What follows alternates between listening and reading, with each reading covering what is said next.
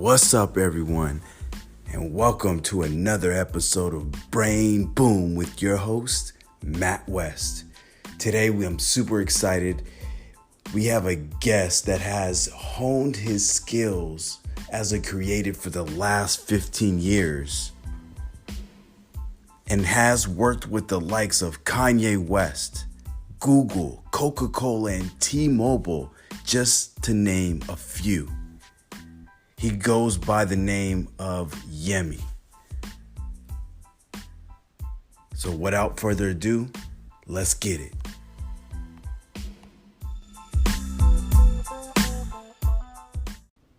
So I'm super excited to hear more about who you are, why you do what you do, and how you do it.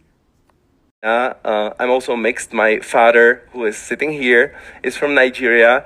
My mother is from the north. I'm from Liberec. She was born in Česká Lípa, and when I was real young in my city, it was difficult because I was the only black guy in the town. So imagine if I went to the cinema, everybody knew I was there, even though they didn't know my name. And also my name is complex. It's like Yemi A.D, so they didn't learn my name. They just say the black guy. Because it requires you to be true to yourself. And that is very difficult. In some parts of our life, it's almost impossible. Our family gives us certain expectation and tell us what should we be. Then at school they tell us what should we be. Then our friends at our job.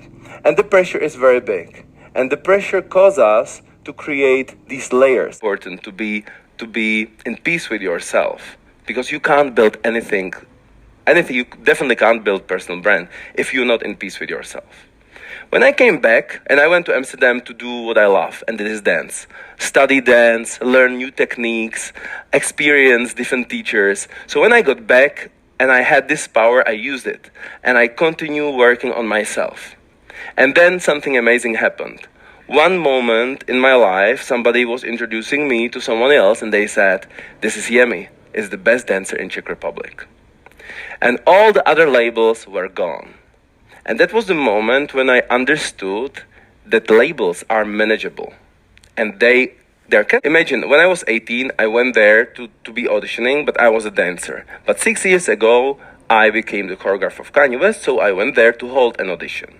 It was the first time. I didn't know how it works, so there was 50 people coming to the room. I didn't know if it's a lot of people or little people, like a small amount of people. I was fine. It happened. We were in the gym. They sit on the floor. And I came, I said, "Hey girls, so today I have to select a cast for one show. I don't know if you know it. It's a show here on local television. It's called Saturday Night Live." And I hear like giggling, "Huh?" And I say, "Yeah," and it's for one rapper, you might know him, is Kanye West. And they were like silent. The people came to me and one girl was crying. And I was like, "What the fuck? What happened? Did I do something wrong?" And she was like, "No, but I never experienced this before." Here in the States, they treat us like livestock. They line up in lines, stick numbers on us, look at us, whisper, and then they cut us. 23, 25, everybody else, thank you. This was the first time in my life when I have enjoyed the audition, she told me. And that is because you invested in us. And even though if you don't select me for this cast, I know I will never forget this experience again. A few weeks later, I had another audition and 300 people showed up. Since that time, I auditioned maybe 20, 30 times in different places in the States. In New York, in Los Angeles, in Milwaukee, in Austin, in New Jersey, New Orleans, almost everywhere. And we have hundreds of people coming.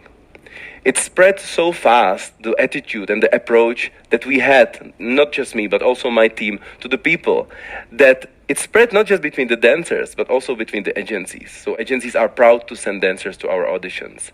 And I believe, and this is what I want to leave with you, that your personal brand have this major impact because it also gives an inspiration. And inspiration is one of the key elements to it.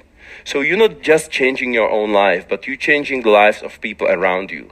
For example, in the showbiz industry, I believe that when these young dancers are going to hold auditions in the future, maybe they will rethink their approach. Maybe they will not continue in the tradition that there was, but maybe this will inspire them and they will treat people differently. So